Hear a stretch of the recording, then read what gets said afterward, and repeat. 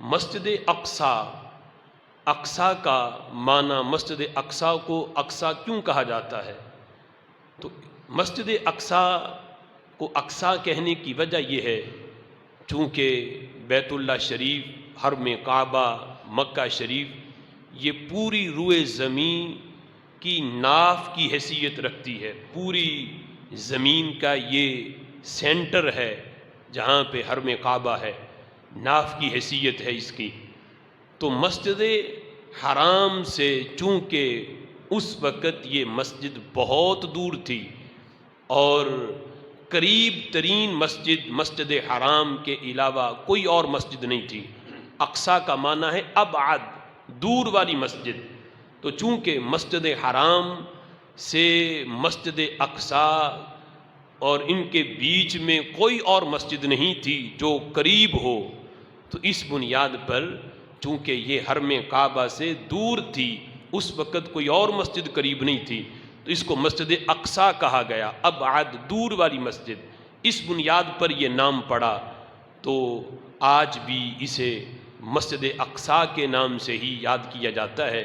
بلکہ قرآن مجید فرقان حمید میں بھی رب ذوالجلال نے اس مسجد کو مسجد اقصی کہا۔ سبحان الذی اسری بعبدہ لیلا من المسجد الحرام الی المسجد الاقصی۔ نبی پاک نے صلوات والسلام کے معجزہ معراج کا جب اللہ نے ذکر کیا تو فرمایا کہ میرے محبوب علیہ الصلوۃ والسلام مسجد حرام سے مسجد اقصی کی طرف جو ہے وہ گئے، یعنی مسجد اقصی کے نام سے خالق کائنات جل جلالہ نے اس مسجد کو ذکر کیا۔ اس بنیاد پر آج بھی اسے مسجد اقصی کہا جاتا ہے۔ مسجد اقصی کو یہ شرف حاصل ہے کہ یہ مسجد گزشتہ سابقین جتنے بھی انبیاء ہیں ان تمام انبیاء کی عبادت گاہ ہے۔ ہر نبی نے اس مسجد میں عبادت کی، ہر نبی نے اس مسجد میں سجدہ کیا، اور کئی انبیاء کے مزار اس مسجد کے اطراف میں موجود ہیں، جس کا ذکر اللہ نے قرآن میں کیا، الذی بارکنا حولہ۔ مسجد اقصی وہ ہے کہ جس کے ارد گرد ہم نے برکت رکھی۔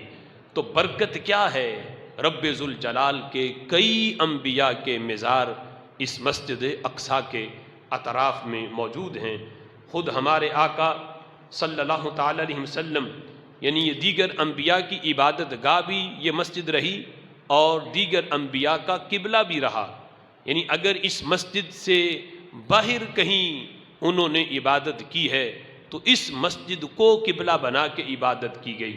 خود ہمارے آقا صلی اللہ تعالی علیہ وسلم جب مکہ شریف سے مدینہ شریف کی طرف آپ نے ہجرت فرمائی تو مدینہ شریف میں جا کر 16 اور ایک قول کے مطابق 17 ماہ تک مسجد اقصی بیت المقدس کی طرف منہ کر کے نماز پڑھی گئی، اور اس کے بعد پھر قبلہ تبدیل ہوا۔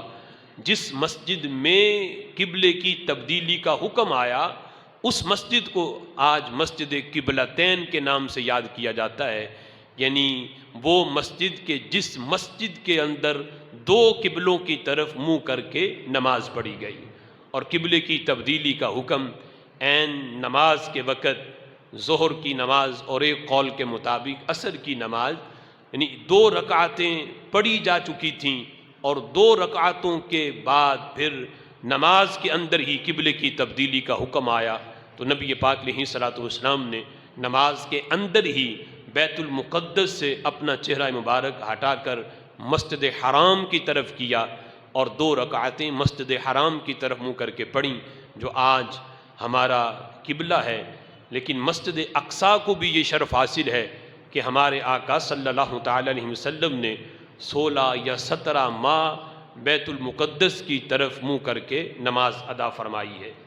مسجد اقصی ان 3 مساجد میں سے ایک ہے جن کے بارے میں رسول اکرم صلی اللہ تعالی علیہ وسلم نے قصداً یعنی رخت سفر باندھنا، یعنی اس کے بارے میں بتایا کہ 3 مساجد کے علاوہ کسی مسجد کی طرف اس بنیاد پر سفر کرنا قصداً کہ فلاں مسجد میں نماز پڑھیں تو ثواب زیادہ ہے، 3 مساجد کی طرف فرمایا کہ تم رخت سفر باندھ سکتے ہو طلب ثواب کی نیت سے، کہ ان مساجد کی طرف اگر اس نیت سے تم جاؤ کہ یہاں نماز پڑھیں تو ثواب دیگر مساجد میں نماز پڑھنے کی بنسبت زیادہ ملتا ہے۔ وہ 3 مساجد جو نبی پاک علیہ الصلوۃ والسلام نے ذکر کی، ان میں ایک مسجد اقصیٰ ہے، پہلے مسجد حرام ہے، پھر مسجد نبوی شریف ہے، اور تیسرے نمبر پر رسول اللہ صلی اللہ تعالیٰ علیہ وسلم نے مسجد اقصیٰ کا ذکر فرمایا۔ مسجد اقصیٰ ان 4 مقامات میں سے ایک مقام ہے جس کے بارے میں رسول اللہ صلی اللہ تعالیٰ علیہ وسلم نے فرمایا کہ جس وقت دجال جو ہے اس کا ظہور ہوگا تو وہ پوری زمین پہ گھومے گا، پوری زمین پہ چکر لگائے گا، لیکن 4 مقام ایسے ہیں جہاں دجال داخل نہیں ہو سکتا۔ فرمایا ان میں پہلا مقام مسجد حرام ہے، دوسرا مسجد نبوی شریف ہے، اور تیسری جگہ مسجد اقصیٰ ہے، اور چوتھی مسجد طور ہے۔ یہ 4 مساجد ہیں کہ جن مساجد میں دجال نہیں جا سکتا، یعنی اس کا داخلہ وہاں نہیں ہوگا۔ رب ذوالجلال نے دجال کا ان مساجد میں جانا ممنوع رکھا۔ اس وقت جو ان مساجد میں پناہ لے گا وہ دجال کے فتنے سے محفوظ رہے گا۔ نبی مکرم